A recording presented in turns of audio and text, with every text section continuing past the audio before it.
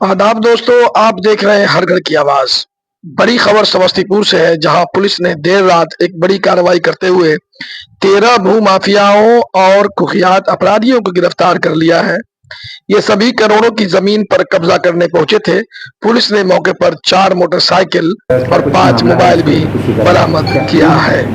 कल दिनांक 17/8/2025 को करीब 11 बजे के आसपास थानाध्यक्ष मुफस्सिल को सूचना प्राप्त हुई कि यूएन सिटी के पास मुख्य सड़क पर एक प्रकाश कुमार की ज़मीन है।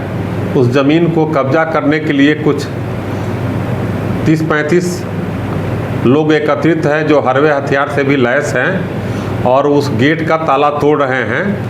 थानाध्यक्ष मुफस्सिल, थानाध्यक्ष मुसरी गरारी एवं अन्य पदाधिकारी त्वरित रूप से वहां पर पहुंचे। पुलिस को देख के कुछ अपराधकर्मी भागने में सफल हो गए, लेकिन उसमें से 13 को पकड़ा गया। 4 मोटरसाइकिल बरामद हुई और उनके पास से 5 मोबाइल बरामद हुई। मुख्य मुद्दा ये है कि वो जो ज़मीन है वो प्रकाश कुमार जो मोहनपुर के रहने वाले हैं, उनके पिता का नाम अवधेश वर्मा है, उनकी ज़मीन थी और ताला वहाँ लगा हुआ था। लेकिन उस ज़मीन को फर्जी तरीके से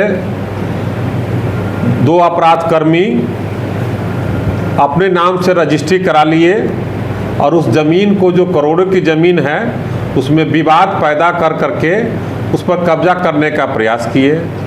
सुरेश प्रसाद के द्वारा ये ज़मीन जो है अपराधकर्मी रामजीवन पासवान और कुंदन राय को रजिस्ट्री किया गया है और यह ज़मीन का मूल्य रजिस्ट्री में 70 लाख रुपया दिखाया गया, जबकि 40 लाख रुपया मात्र उसमें है कि दिया गया है अकाउंट के थ्रू। ये जांच का विषय है।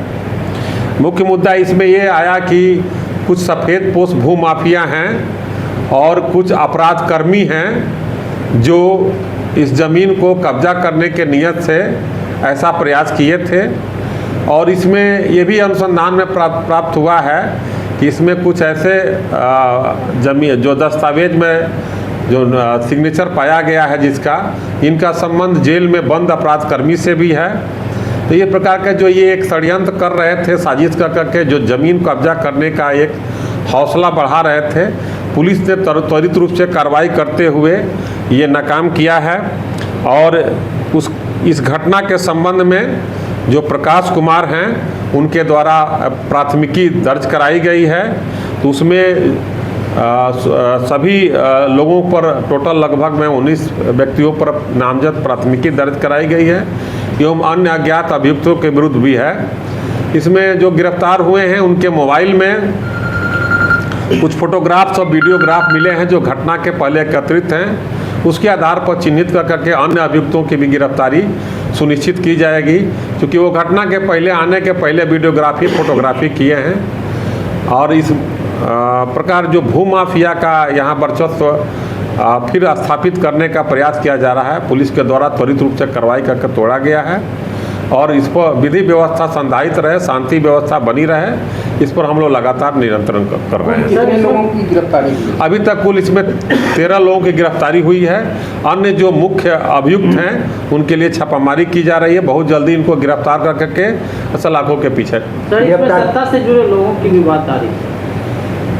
इसमें सफ़ेद पोश लोग हैं, वो अनुसंधान का विषय है। जो दस्तावेज प्राप्त हुआ है वो रजिस्ट्री ऑफिस से प्राप्त किया जाएगा और जो ट्रांजैक्शन हुआ है उसको भी देखा जाएगा कि पैसा का स्रोत कहाँ से आया है।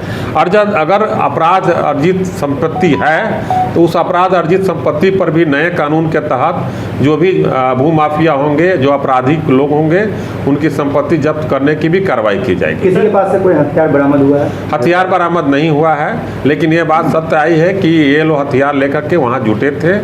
और चूंकि अपराधी वर्ग के लोग हैं, इसमें जो गिरफ्तार हुए हैं उसमें वांटेड भी हैं और चार्जशीटेड भी हैं, जो दूसरे जगह से दूसरे गांव से एकत्रित किया गया था और इस प्रकार ये प्रयास कर रहे थे कि ज़मीन को कब्जा कर लिया जाए, लेकिन सफलता मिल। भू माफिया के द्वारा गनमैन और बांसुर लेकर चलते हैं, ऐसी बात प्रकाश में आई है। अनुसंधान का विषय है।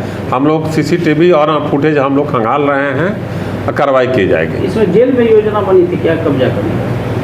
ऐसी बात आ रही है कि एक अभियुक्त जो है जिनका दस्तावेज में सिग्नेचर है, उनका संबंध जो है जेल में बंद एक अपराध कर्मी से रहा है, उनका पैसा ये लगाते हैं। उस बीच बारे में भी पुलिस अनुसंधान कर रही है।